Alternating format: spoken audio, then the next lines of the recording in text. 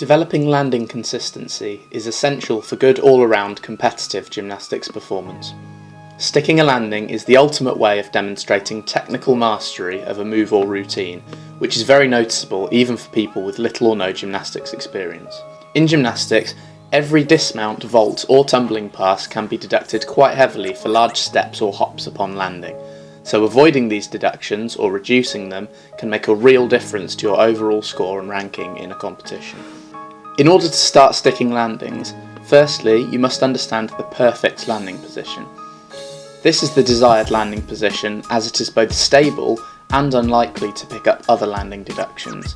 For example, landing in a deep squat or with the chest very low down will be deducted pretty much as heavily as taking a step in the first place.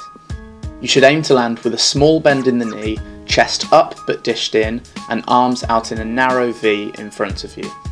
I would also recommend aiming to land with the feet very slightly apart to give you a larger base of support.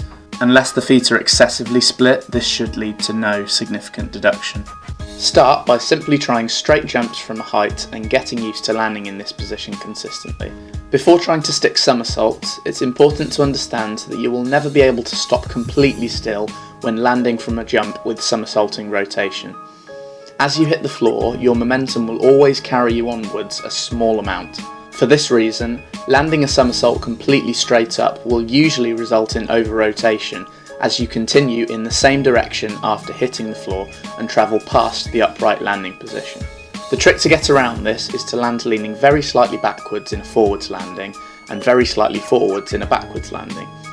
This allows the landing to absorb your rotation and allow you to continue to lean into the desired position. A good backward landing often requires quite deep flexion at the ankle so that you can get your knees in front of your feet as you land. Make sure that you warm your ankles up thoroughly. If you're finding it at all painful, you may need to do some ankle or shin conditioning and or stretching in order to properly prepare the joint for the demands of this action. It's quite a common mistake to land with the knees on top of the feet to protect the ankle joint, but this will cause the hips to push backwards behind your feet and cause your weight to travel backwards, making it almost impossible to actually hold the landing. Your chances of sticking any somersault are greater if you can open out and spot your landing as early as possible.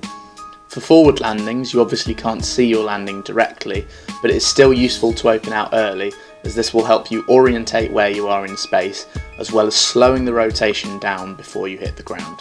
This same idea applies for twisting somersaults. The earlier you can unwrap from your twist and spot the floor, the more likely it is that your landing will be a success. If you're twisting right down into the ground, you're unlikely to have full control of the landing. For developing good landing consistency, I would recommend that you start with fairly easy variations, but aim to stick at least 4 out of 5 of them before building towards more advanced skills. More advanced somersaults are probably best done to hard landings from trampoline or fast track to improve landing awareness in a low impact and less energy draining manner before taking the full skill to the floor. I will finish this video by showing an example of a program which I use about once a fortnight to develop my landing consistency. I have 10 moves, starting fairly basic and building to more complex moves. I have 2 attempts each and try to stick as many as possible. My current personal best is 15 out of 20, but once I can consistently score 16 or more, I will increase the difficulty of the set.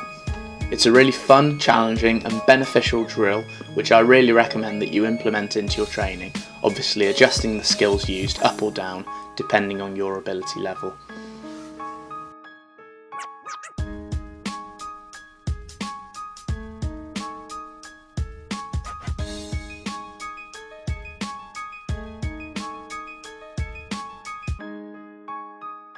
Thank you so much for watching this video. I hope that you enjoyed it and that you found it useful. If you did, be sure to like it, favourite it and share it with anyone else who you think might find it helpful.